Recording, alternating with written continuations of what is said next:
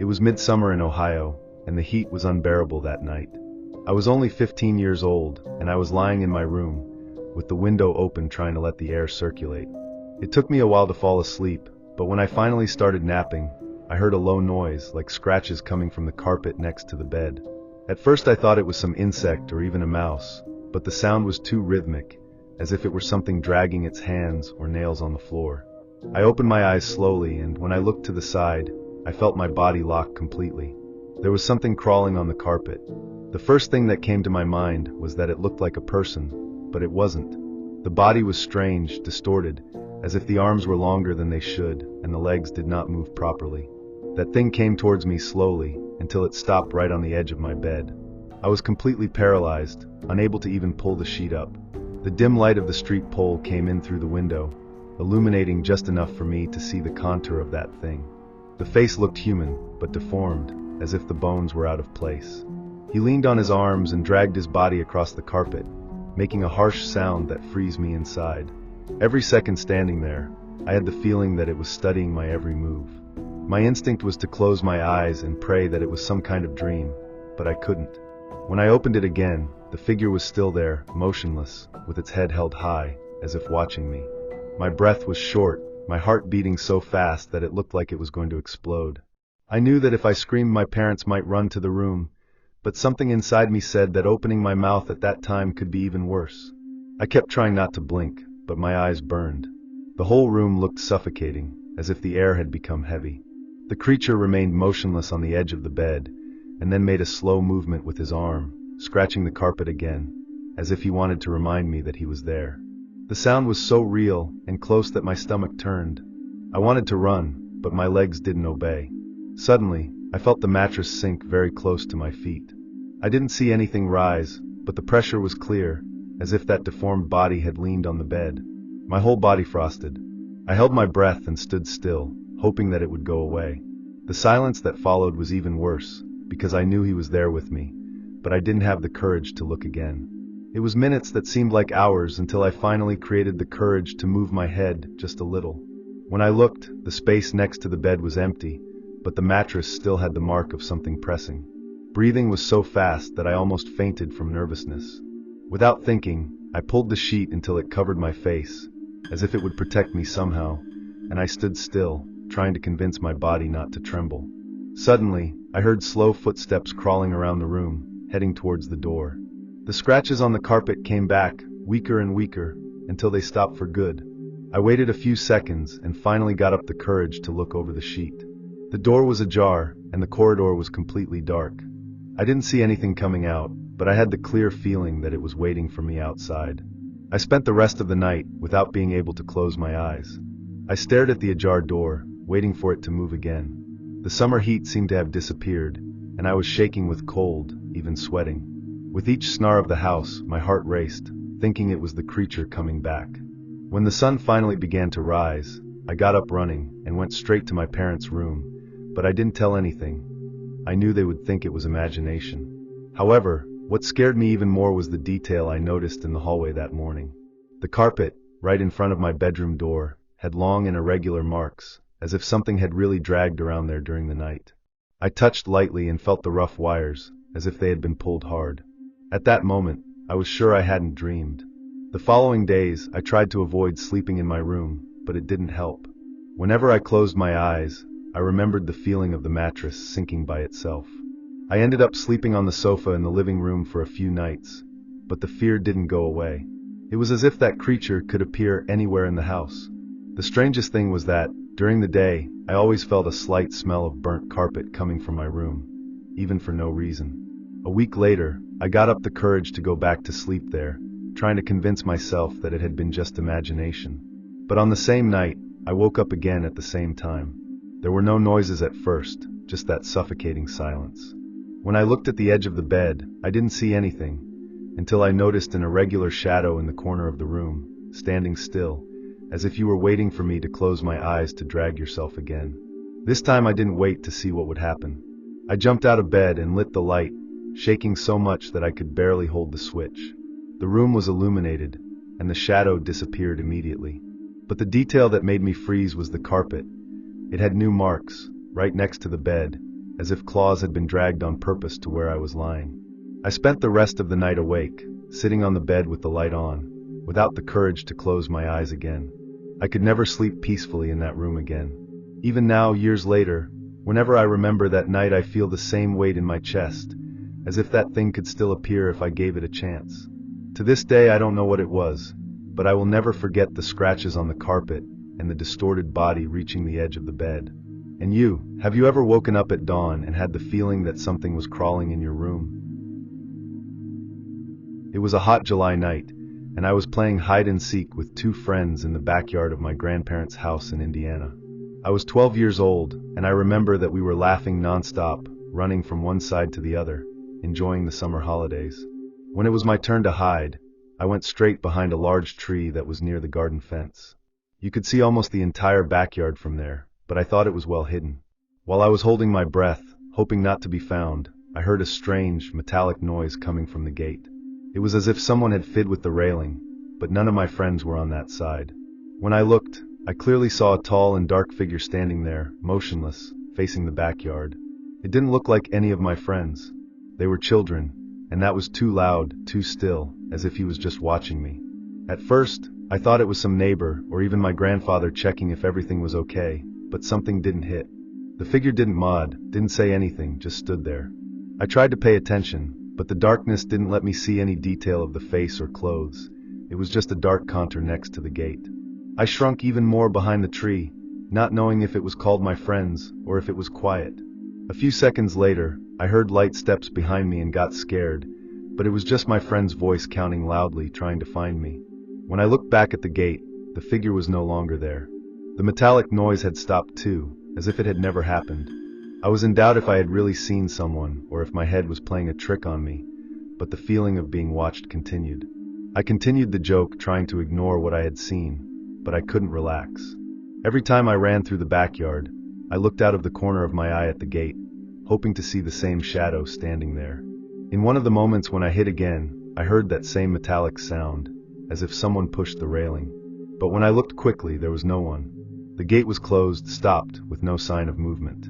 I decided not to say anything to my friends, because I was afraid they would laugh at me.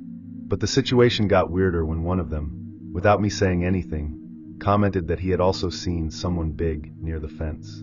He said that laughing, thinking it was just an impression, but I knew it wasn't a coincidence. We were watching the same thing, without combining any story. After that, the game lost its fun for me. With each round, I got more nervous, paying attention to any noise that came from the direction of the gate. At one point, while one of my friends was telling, I hid behind the tree again.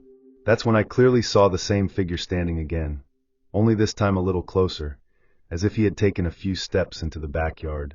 He didn't move, he didn't say anything, he was just there. My whole body got tense, and I couldn't move until my friend shouted, "I found it!" in another part of the backyard. When I looked again, the figure was no longer there. The gate was still closed, and there was no sign of anyone passing by. I ran to my friends and made up some excuse to end the joke. I didn't want to stay in that dark backyard anymore, knowing that there was something watching us. We entered the house as if nothing had happened, but I couldn't stop thinking about it. While my friends got water from the kitchen, I kept peeking through the window that overlooked the backyard.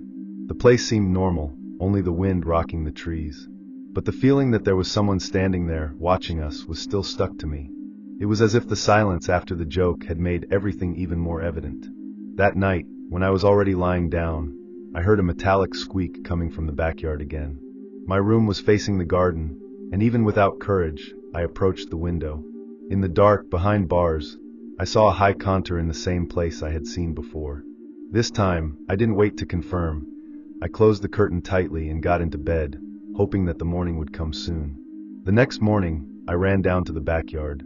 The gate was closed as always, but the detail that made me stop was to see marks on the dirt floor, very close to the railing, as if someone had stood there for a long time. They were not defined footprints, only sunken areas, as if heavy feet had pressed the same place over and over again. I showed it to my friends, but they said it was probably just the wind moving the leaves. I knew it wasn't that. To this day, I don't know who or what was that figure we saw that July night. I never played hide and seek in the backyard after that, and whenever I think about going back to that house, the first thing that comes to my mind is the image of the shadow standing by the gate. And were you already joking or distracted and had the feeling that someone strange was watching from afar? It was summer in Illinois, and I was alone at home because my parents had traveled for work. It wasn't the first time I was alone, but that week I was already starting to feel uncomfortable with the silence. The house looked different when there was no one, more empty. Every noise seemed to stand out. That night, a little after midnight, I was in my room trying to watch something on my cell phone when I heard a thud coming from downstairs. It was the basement door. She hit so hard that I almost dropped my phone. I stood still for a few seconds, trying to convince myself that the wind could have done that, but the problem is that the basement door was inside the house, in the hallway near the kitchen with no windows nearby. Before I got up, I heard again, the doorknob spinning, the unmistakable metallic sound, followed by another loud beat. I took the flashlight that was on the headboard and went down slowly, trying not to make noise on the steps. Each step seemed to echo through the whole house, and the sound of the handle still came from the corridor. When I turned the corner of the kitchen, the noise suddenly stopped. The basement door was just leaning, motionless, as if nothing had happened. I stood still for a few seconds, illuminating around, trying to hear anything other than my own heart racing. I gathered courage and pushed the door slowly. The creaking of the wood seemed even higher in the silence of the dawn. I pointed the flashlight at the stairs that went down to the basement, but I saw nothing but darkness and concrete walls. The place was completely silent, without the slightest sign of movement. Still, I had the clear feeling that if I went down there, I wouldn't be alone. I stood at the door for a few seconds, trying to gather courage. The beam of the flashlight trembled in my hand as it illuminated step by step. I went down just enough to see the space better, and everything seemed normal. The shelves full of boxes, the washing machine turned off, nothing out of place. But the silence was so dense that it seemed forced, as if something had stopped moving the moment I got there. I decided not to risk it, and went back up, closing the door tightly. To make sure, I pushed a chair against the handle and leaned against it for a few minutes, waiting to hear anything. But nothing happened. The house returned to total silence, and I tried to convince myself that maybe it was just the summer heat messing with the structure of the house. Even so, the sound of the doorknob turning still echoed in my head. I went back to the room, but I couldn't relax. Every little snap of the house seemed to come from downstairs, and I didn't take my eyes off the door of my room, as if I expected to see someone appear there at any moment. Around 1 in the morning, I heard the noise again, the same loud beat, followed by the doorknob turning insistently. I ran down to the kitchen, but when I arrived, I found the basement door the same way, just leaning. This time, I didn't even need to open it to know that it wouldn't make a difference. The silence behind her was absolute, and the flashlight showed nothing but the usual darkness. The feeling was that someone was trying to enter, but without ever showing up. I went up again, closed the bedroom door and stayed awake until the sun rose, without the courage to sleep. The next morning, I went to check again. The basement door was closed, as if nothing had happened during the night. But the detail that made me uneasy was the mark on the wood, scratches around the doorknob, as if someone had forced it several times to open it. I hadn't noticed the night before, and that only confirmed that it wasn't something in my head. I spent the rest of the day avoiding even passing near the kitchen. To this day, whenever I remember that night, I feel the same distrust of doors that lead to dark places. I could never be calm again listening to a simple lock click or a wooden knock. And have you ever heard a door open by itself in the middle of the night, and you didn't have the courage to see what was on the other side? It was one of those muffled summer nights in Boise, Idaho, when the heat seemed not to let the body rest. It was past 3 in the morning, and I was still awake, rolling in bed without being able to sleep. That's when suddenly the energy went down. The house was in a strange silence, without the sound of the fan, and without any light. Before I could react, the whole sky lit up in an absurd way, as if it were day in the middle of the night. The lights were not normal. They blinked in several different colors, white, blue, red, green, as if it were a thunder that never ended. At the same time, a metallic rumble echoed through the air, so strong that it seemed to come from all sides. I got up scared, trying to understand what was happening, and when the power came back, I realized something that left me without reaction. All the windows of the house were open, even though I had closed one by one before sleeping. I stood in the middle of the room, not knowing what to do. The hot wind came in through the open windows, bringing a strange silence, as if the noise of the crickets and even the distant sound of the city had disappeared for a few seconds. I walked around the house checking each room, and all the windows were really open, even the ones I always left locked. There was no sign of burglary, nothing broken, just that detail impossible to ignore. When I returned to the room, I looked out the window and saw the still strange sky, with a faint glow that was gradually decreasing. It was as if something had happened up there, and now it was slowly fading. The most disturbing thing is that no one in the neighborhood seemed to react. No dog barking, no light turning on in the surrounding houses. It was as if only I had witnessed that.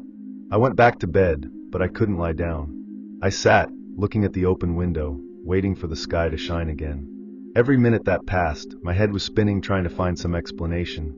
Electrical failures, storm, fires, but nothing matched what I had seen. That had illuminated everything as if it were day, and the metallic sound still echoed in my memory, as if it had happened inside the house itself. I decided to pick up my cell phone to look for news, but it was off, even with a full battery before going to sleep. I tried to call a few times and nothing. It only worked again more than half an hour later, but there was no notification, no message, as if time had stopped while I watched the sky. It was at that moment that I realized that it was useless to look for answers. Something out of the ordinary had happened, and it seemed to have been just me. When it dawned, I went to the backyard to see if I could find any sign of what had happened. The grass was wet, but it didn't seem to be just dew. At some points near the fence, the earth was turned, as if something heavy had fallen there during the dawn. I touched the floor with the tip of my foot, and it was cold, even with the heat already starting to weigh. This made me even more uneasy, because there was no explanation for that. I told my parents later, but they thought I was exaggerating because I was alone and didn't sleep properly. But I knew what I had seen and heard. The memory of the flashing colored lights and the metallic roar didn't leave my head, and the detail of the open windows was still the most disturbing. To this day, when I remember that dawn, I feel as if I had been chosen to witness something that was not to be seen. I could never sleep peacefully on hot nights after that. Whenever the energy flashes or the sky is illuminated by distant lightning, my body reacts as if it were going to happen again. To this day I don't understand how all the windows could open by themselves, nor why only I saw those lights. The strangest thing is that, even after that dawn, no neighbor commented anything. It was as if it had happened only inside my house, only with me. It's been years, but whenever I go back to Boise in the summer, I'm on alert when it's 3 in the morning. I still hope to hear that metallic sound again, or see the sky lighting up as if it were day. And you, have you ever witnessed something in the sky that no one else seems to have seen but you? It was early summer, and I had just woken up too early, around 5:30 in the morning. I got up to drink water, and as I walked down the corridor towards the kitchen, I felt that strange feeling of being watched. At first I tried to ignore it, but it was so strong that I instinctively looked at the room, where the window faced the street. Between the slits of the blinds, I clearly saw a hooded man standing outside, looking directly into the house. He didn't move, he didn't make noise, he was just there, facing the window. The shock was so great that for a few seconds I had no reaction. When I finally took courage and ran to the room to face it up close, there was no one else. Only the glass marked by 2 printed hands, as if he had been leaning there watching me. I stood in front of the window trying to understand what I had just seen. The hand marks were well defined, slightly blurred, as if they had been left a few seconds ago. I opened the blind at once and looked at the street, but there was no one running or walking nearby. The neighborhood was quiet, only the trees swaying with the weak morning wind. I checked the front door, and all the locks were in place. I walked down the balcony looking for some sign, but I didn't find any footprints or marks on the floor. The only proof that it was not imagination were those hands on the glass of the living room. I knew I couldn't have invented that, because even my heart was still beating fast as if I had just been surprised. I went back inside and kept walking from one side to the other, without the courage to sit down. Every time I looked at the window, I felt that the man could still be there, standing somewhere on the street, watching me without me being able to see him. I took my cell phone to text a friend, but I gave up, thinking they were going to laugh at me or say it was just something in my head. The detail is that I knew the difference between imagining and really seeing, and I had seen it. Later, when the sun had already risen, the marks were still on the glass, only drier, as if they had been made with moisture. I ran my hand over it and felt the outline of the prints before cleaning. The feeling was horrible because it confirmed that someone really was there, glued to the glass, watching inside my house. It was at that moment that I realized how vulnerable it was to have large windows facing the street. The rest of the day I tried to follow the routine, but the scene didn't leave my head. Whenever I passed through the room, I had the impression of seeing a figure standing outside, even though I knew there was no one. At night, I closed all the curtains and left the lights on, but that only made me more uneasy, because it seemed that the outside was even darker. The idea of someone being there, a few centimeters away, without me seeing, left me on alert all the time. In the following days, I began to wake up at the same time, as if my body had recorded that moment. Whenever I got up to drink water, I automatically looked at the living room window. I never saw the hooded man again, but the feeling of being watched continued. The worst thing was that, even without him appearing again, I knew that the marks on the glass were real. Someone had been there, and probably saw me before I even knew it. Over time, I learned to avoid looking directly at that window in the early hours of the morning. To this day, whenever I pass by it, I remember the hood and the face hidden behind the glass. I don't know if it was someone from the neighborhood, a stranger or something worse, but the feeling of being watched so closely never abandoned me. It was a memory that got stuck in my routine in a way that I can't ignore. I've never had any other proof than hand marks, but that was enough to change the way I feel inside my own home.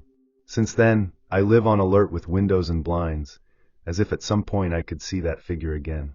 And you, have you ever looked out of your window and had the impression that someone was standing there just watching? It was summer in Maryland and two friends and I decided to do one of the dumbest things we've ever done: explore an abandoned psychiatric hospital on the outskirts of the city. The place had a reputation for being haunted, but we just wanted adrenaline and photos to post later. We arrived near midnight, jumped the railing, and went straight to the main courtyard. The air was stopped, muffled, and every step echoed as if the whole place paid attention to us. As we crossed the courtyard, we began to notice movements in the windows of the main building. They were not reflections or leaves passing by, they were shadows crossing from one side to the other, too fast to be normal people. We stood still looking, trying to understand, until we clearly saw one of them pass from one building to another, as if it had crossed through the air. The silence was replaced by that suffocating feeling that we were not alone. At first we tried to laugh, saying that they were probably bats or some weird reflection of the moon. But the more we looked, the more evident it became that it was not that. The shadows had a human shape, they moved fast, but you could still see arms and legs. The strangest thing was that some seemed to stop for a second near the window, as if staring at us before disappearing again. We decided to walk faster, but the closer we got to the buildings, the more shadows appeared. They crossed from one floor to another, appeared in different windows at the same time, as if they were surrounding us. No noise came from inside, just that huge emptiness and the sound of our steps getting more and more rushed. That's when I realized that none of us spoke anymore. Everyone was silent, just trying to get out of the courtyard as soon as possible. When we got close to the entrance of the main building, something made us stop immediately. One of the shadows crossed the wall right in front of us, as if it had crossed from one room to another without needing a door or window. It wasn't too fast to be confused. We all clearly saw the movement. One of my friends swore softly and said he wanted to leave, but it seemed that we were stuck in place, trying to understand what had just happened. We forced the courage and took a few steps, but the environment only got worse. As we walked, different windows lit up with those dark figures passing by. It was as if they ran from one side to the other, following us from the inside. I tried to convince myself that it was a coincidence, but deep down I already knew. That seemed coordinated, as if they wanted to surround us on purpose. We decided to go back to the courtyard and look for the same point of the railing where we had entered. But now the feeling was even worse. Every time we looked at the buildings, the shadows were there, changing floor, window, position, as if running to follow our every step. It was impossible not to feel that, at any moment, one of them would come out of the inside and cross to where we were. When we finally saw the railing, we were practically already running. None of us had the courage to look back, but it was still impossible not to notice the shadows moving on our sides, fast, accompanying us through the glass. I felt my heart racing and my hands sweaty trying to hold the flashlight, which seemed too weak in the face of the darkness of that place. When we managed to jump the railing and get out of there, we stopped panting on the deserted street. Nobody said anything, we just looked at each other as if we didn't need to confirm what we had seen. The hospital was behind us, silent, but the windows still seemed to reflect movements, even at a distance. It was the last time we went back near that place. None of us had the courage to comment in detail, as if speaking out loud would bring those shadows back. To this day, I don't know if they were people, reflections, or something that can't be explained. All I know is that night, we had the clear feeling of being surrounded, even without seeing anyone real. Whenever I pass by abandoned buildings, I remember those figures moving fast, from window to window, following our every step. And you, would you have the courage to explore an empty hospital at dawn knowing that you might not really be alone inside? It was a muffled summer night. I was 17 years old, and I was coming home after playing baseball with friends. It was already past 10, and the field was completely empty when I crossed the lawn. The air was stopped, heavy, and only the distant sound of some insects could be heard. I walked quietly until I realized I wasn't so alone. I looked at the grandstand and clearly saw a figure standing in the middle of the seats. He didn't say anything. He was just there, motionless, looking in my direction. I couldn't distinguish the face, it seemed covered by the shadow, but I could feel that he was watching me. My body became tense, and, not wanting to stare for a long time, I looked away for a second. When I looked again, the grandstand was completely empty. I stood still in the middle of the field, trying to understand if my eyes had deceived me. The grandstand was small, there weren't many places to hide, and from there I had a view of almost every seat. Even so, the figure had simply disappeared. I took a deep breath and kept walking, but each step seemed heavier, as if I was forcing my legs to cross the lawn. When I got closer to the exit, I couldn't resist and looked back again. For a moment, I had the impression of seeing the same dark contour now, in the highest corner of the grandstand. I blinked quickly, and again there was nothing there. The silence was suffocating, and I could only think of leaving that place as soon as possible, but without running, because the idea of looking like I was running away made me even more nervous. I left the field and followed the sidewalk that passed next to the grandstand, trying not to look up. But the feeling was that someone accompanied me with their eyes all the time. I even heard the wooden pop, as if someone had changed places in the seats, but when I turned my head quickly, I saw nothing but the empty concrete. My steps became more hurried, and the sweat was no longer just because of the heat of the night. When I finally turned the corner and left the field behind, I slowed down and took a deep breath. I looked once more, just as a guarantee, and that's when I felt a strange chill. The stands was deserted, but there still seemed to be a dark figure standing on the last step, motionless, too far away for me to distinguish. I blinked, looked again, and the image was no longer there. I got home trying to forget what I had seen, but the scene wouldn't leave my head. The field was open, and if someone was really there, I would have seen him leave or cross the lawn. There was no way to just disappear like that. As much as I tried to find an explanation, I could only remember the feeling of being watched all the time, as if there was someone sitting, following my every movement. In the following days, I avoided cutting my way through the field at night. I'd rather take a bigger ride than risk going through there alone again. But whenever I came back from training with my friends, I looked from afar at the grandstand. Most of the time I had nothing, but on 2 or 3 occasions I swore to see something standing in the seats, motionless, until I looked away for a moment and found nothing else. Over time, I started to avoid even talking about it. It seemed that the more I commented, the easier it was to remember the details of that night. The muffled heat, the heavy silence, and the dark figure standing watching me. I was never sure what I saw, but I know it wasn't imagination. The way he disappeared in seconds made me convinced that he was not an ordinary person sitting in the stands. To this day, whenever I pass near an empty field at the end of the night, I feel the same pressure on my back, as if someone could be there again, standing still, watching me from afar. I never crossed that lawn alone again. And you, have you ever had the feeling that someone was sitting watching you in a place that should be completely empty? It was during a summer vacation that my family decided to camp in a state park. The day had been quiet, full of trails and barbecue, and at night we gathered for the tents. I was already lying down, trying to sleep, when I clearly heard heavy footsteps circulating around. The sound of the gravel stones being dragged was impossible to confuse, as if someone was wandering slowly, very close to where we were. I called my father at the time, and he left with the flashlight to check. We were all silent, waiting for him to find something, but he came back saying that there was no one out there. Even so, the steps had been too real for me to have imagined. I tried to sleep again, but with each snack of the forest I held my breath, as if the steps were going to come back at any moment. A few hours later, I woke up with the feeling that something had approached again. This time we all heard the noise, heavy steps dragging the gravel very close to the tent. My mother held my hand, and no one had the courage to say anything. The sound circulated slowly, as if it were going around us. My father turned on the lantern and lit it through the slit, but we saw nothing but the darkness between the trees.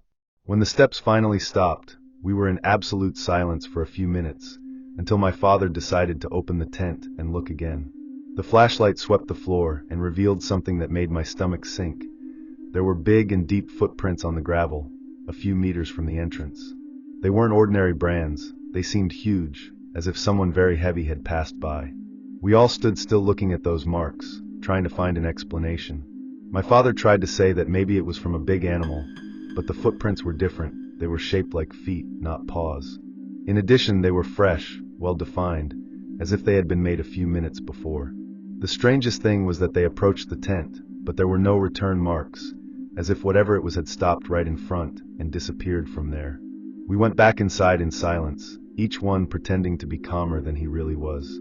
I couldn't close my eyes for the rest of the night, paying attention to every noise of the forest.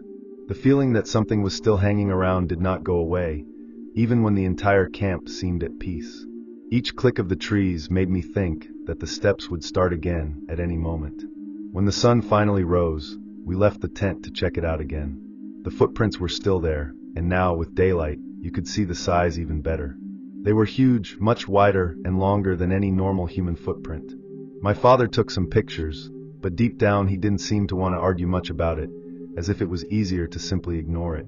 We spent the rest of the day trying to enjoy the camp, but the tension remained. Every time I looked at the nearby trail, I imagined someone or something passing by at night, roaming our tents. What made me most nervous was to think that we were miles from the city, isolated, and that anything that approached us would have no one to stop. The next night, no one could relax. Even when the camp was silent, the memory of those steps and giant footprints did not leave our heads. My father left the flashlight on inside the tent all night, and I stayed up for hours, waiting to hear the gravel being dragged again. Fortunately, nothing happened, but the tension was enough to ruin the rest of the trip. To this day, whenever I think about camping, I remember that dawn in the park. The deep footprints and the feeling that something was stopping right in front of our tent are still alive in my memory. We never found out what it was, but I know it wasn't an ordinary animal. And you, would you have the courage to sleep in a tent after hearing heavy footsteps circling around you in the middle of the night? It was a hot summer afternoon, and some friends and I decided to swim in a remote lake that almost no one frequented. We spent hours diving, throwing water at each other, and enjoying the day. When the sun began to set, we realized that we were the last ones there. The lake was already quiet, reflecting the orange of the sky, and we began to swim back towards the wooden pier to leave. It was at that moment that we heard a loud noise behind us, as if someone had plunged hard into the water. I quickly looked back expecting to see another group coming, but the lake was completely empty. Still, the waves were coming towards the pier, hitting the wood as if something had just emerged right behind us. At first, we tried to laugh, saying that maybe it was a big fish or some log falling into the water. But the sound had been too loud, similar to that of a person diving headlong. We stood still, holding on to the pier, hoping to see something rise to the surface, but nothing appeared. The water was slowly calming down, but the feeling that there was someone down there didn't leave my head. One of my friends suggested that we go up soon, and I didn't think twice. I put my hands on the edge of the pier and pulled myself up, trying not to look back. While the others went up, we heard another splash, smaller this time, but close. It was as if something had swam right under us. We stood on the wood, looking at the dark water, but we saw nothing but the waves dispersing. The sun was almost gone, and the weak light made the lake even stranger. We were silent for a few minutes, trying to understand what had happened. Suddenly, bubbles began to rise on the surface, a few meters from the pier, as if someone was holding their breath down there and releasing the air slowly. None of us wanted to comment, but we all did. The water formed circles that spread to our feet, swinging the wood under us. One of my friends threw a stone in the direction of the bubbles, and as soon as it touched the surface, the noise stopped. The lake was completely immobile, without any wave, as if nothing had happened. We waited a few more seconds, but nothing appeared again. The silence was so heavy that even the insects seemed to have stopped. At that moment, everyone decided together that it was time to leave. We took our things quickly and started walking back the trail, but I couldn't stop looking back. The lake reflected the little light left in the sky, and for a few moments it seemed completely calm. But when we were almost out of sight, I heard a new sound of water hitting against the pier, strong, as if something had leaned on it. None of us had the courage to go back to check it out. On the way, everyone tried to joke, saying that it was probably just a fish or some animal entering the water, but you could see that no one really believed in it. The sound was too human, and the waves had rocked the pier as if it were the weight of someone climbing. The heavy silence between us only confirmed that everyone thought the same thing, but no one wanted to speak out loud. That night, already at home, I closed my eyes and could only remember the feeling of having something behind us in the water. The noise of the splash, the waves hitting the pier, and especially the bubbles rising slowly from the surface made me restless for weeks. I never went back to that lake at dusk. To this day, every time I hear water being shaken suddenly, I remember that afternoon and what may have been hidden under us. I don't know if it was an animal, someone trying to scare us, or something impossible to explain. I just know that at that moment we were sure that we were not alone in the lake. And you, have you ever been in the water and felt as if there was something just below, about to emerge? My cousin and I rented a vacation home in Florida to spend a few days of summer. It was a simple house, but close to the beach, so it looked perfect. On the first day everything went well, but that same night, while we were lying down talking, we began to hear footsteps coming from upstairs. The point is that the house only had one floor. There was no upper floor. At first, we tried to laugh to disguise the nervousness, but the steps continued, going from one side to the other, as if someone was walking just above the ceiling. We were silent, trying to hear better, until the sound changed. Objects began to fall from the kitchen shelves, one after the other, making dry noises in the middle of the night. It was at that moment that we decided to call the police, thinking that someone had entered. While we were waiting, we didn't leave the room. We stood on the bed, looking at the closed door, listening to every noise coming from the kitchen. First it was a glass falling, then it looked like cutlery was being thrown on the floor. The sound of the steps up there did not stop, rhythmic, heavy, as if there was really someone walking through a space that simply did not exist. My heart was racing with every roar. When the police finally arrived, they searched the entire house. They checked doors, windows, and even the roof, but found no sign of invasion. No forced lock, no broken window.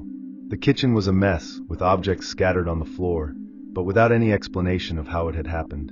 One of the police even joked that we should have rented a haunted house. After they left, we tried to go back to sleep, but it was impossible to relax. With each little snat of the house, I held my breath, hoping to hear the steps again. And it didn't take long. Almost an hour later, the sound came back, exactly the same, as if someone was walking on our heads. The scariest detail was that it seemed to follow the space of the house, from one room to another, stopping exactly where we were lying. My cousin started crying softly, and I didn't know what to do. I was terrified, but I tried to stand firm so as not to let her panic. The kitchen was silent this time, but the steps didn't stop for almost 10 minutes. Then they suddenly disappeared, leaving the house in such a heavy silence that it was even worse than the noise. The next morning, we walked around the whole house trying to find any clue that would explain what had happened. The ceiling showed no access, no hidden stairs or space for someone to walk upstairs. Even so, the kitchen was still messy, and some marks on the floor looked like recent scratches. It was as if something had been dragged on purpose during the dawn. We decided to leave the house during the day so as not to think about it, but the tension returned as soon as it got dark. We sat in the living room trying to watch TV, when the noise started again. This time, we clearly heard the cutlery falling alone into the sink and the door of a closet slamming with no one around. We were paralyzed, looking at each other, without the courage to move. I took my cell phone and started recording, even without knowing if that would help. In the video you could hear the noises of the kitchen, but nothing appeared but the empty environment. The steps came back soon after, strong, as if they were running on the ceiling. My cousin clung to me, begging us to get out of there, but I didn't have the courage to open the door and cross the house with all that happening. After a few minutes, silence returned once again. We went to the room and stayed up until dawn with the lights on. When we finally left, the atmosphere of the house seemed different, as if it were loaded. In every corner we looked at, it seemed that something had been moved, but with no signs of forced entry. It was at this moment that we understood that calling the police again would not make a difference. The next day, we packed our bags and left before the time. We didn't even think twice about losing the money for the stay. We could never explain the steps on the upstairs, because the house simply didn't have that space, much less the objects falling alone in the kitchen, as if someone was there playing with us. To this day, just remembering that night, I feel the same chill as when I heard the first steps. Since then, I have never accepted to stay in vacation homes without knowing the history of the place well. As much as the police didn't find anything, I know what I heard, and I know it wasn't imagination. And you, would you have the courage to spend the night in a house where the steps come from a floor that doesn't even exist? It was summer in Arizona, and I was on a road trip alone, crossing long stretches of almost deserted road. It was past 9 at night when I saw a gas station lit up and decided to stop to refuel. The place seemed empty, but I didn't care much. I just wanted to fill the tank before going on the trip. While refueling, I noticed something strange. The store door swayed, as if someone had just entered. I thought I was going to meet the gas station attendant or some customer inside, but when I finished and entered the store, I realized it was totally dark. No attendant, no sound besides the weak buzzing of the lamps. The detail that made me uncomfortable was seeing the cash register open, with some messy notes as if it had been used seconds before. And suddenly, an old radio on the counter turned on by itself, squealing loudly before tuning in to any station. At that moment, I stood still trying to understand if there was someone in the back. I called out loud, but no one answered. I walked slowly to the counter, and the radio now played a low music, kind of distorted, which seemed even more out of place in that silence. I looked around and noticed that some shelves were messy, as if someone had passed quickly and knocked things down without worrying about tidying up. I decided to take a look at the corridor next door, but it was completely empty. The off refrigerators reflected the weak light, and the feeling was that no one had used the place for a long time. But the open cash register and the radio on said otherwise. I went back to the door to leave, but I realized that it was standing still, with no wind to explain why it had swayed when I arrived. When I was almost leaving, I heard a dry noise coming from the back of the store, as if some door had slammed. The radio hissed loudly at the same moment, changing stations by itself. I felt my heart speed up, but I tried to convince myself that maybe there was someone working there and that I just hadn't seen it yet. I decided to call one more time, but again there was no answer. The feeling of talking to myself in that empty space was suffocating. I then decided to quickly peek at the corridor that led to the back. The door was ajar, and you could see a faint light flashing, like a lamp with bad contact. But the silence behind her was complete. I stood for a few seconds, trying to gather courage to open, until the radio on the counter increased the volume by itself, so loud that it echoed throughout the store. That was enough to make me retreat and decide to get out of there as soon as possible. I almost ran out of the store and went straight to the gas pump, just wanting to finish filling the tank and leave. But when I looked at the display, I realized that the pump had already stopped. The detail is that I didn't remember putting the automatic lock. It was as if someone had messed while I was inside. This made me even more nervous, because the station was still deserted, with no sign of any attendant or customer around. I got into the car and locked the doors, trying to start the fast engine. Before leaving, I glanced out the window towards the store. The glass door was closed, but the radio was still ringing, loud enough for me to hear from the car. That's when I saw someone's shadow moving inside, passing quickly behind the counter. I didn't wait to confirm. I started from there and only stopped when I was already many kilometers away from the station. I drove for a long time without looking back, with the feeling that that shadow could still be watching me from the station. Later, when I tried to comment with some friends about what had happened, they said that that road had several old posts closed, but what I saw did not seem abandoned. The lights were on, the bomb was working, and the radio, that didn't leave my head. To this day, whenever I take long roads in the summer and see an isolated post, I remember that night in Arizona. I never had the courage to stop in empty places again. I'd rather risk low gasoline than enter another ghost gas station. And you, would you have the courage to enter a completely deserted store if the door swayed by itself and the radio turned on out of nowhere?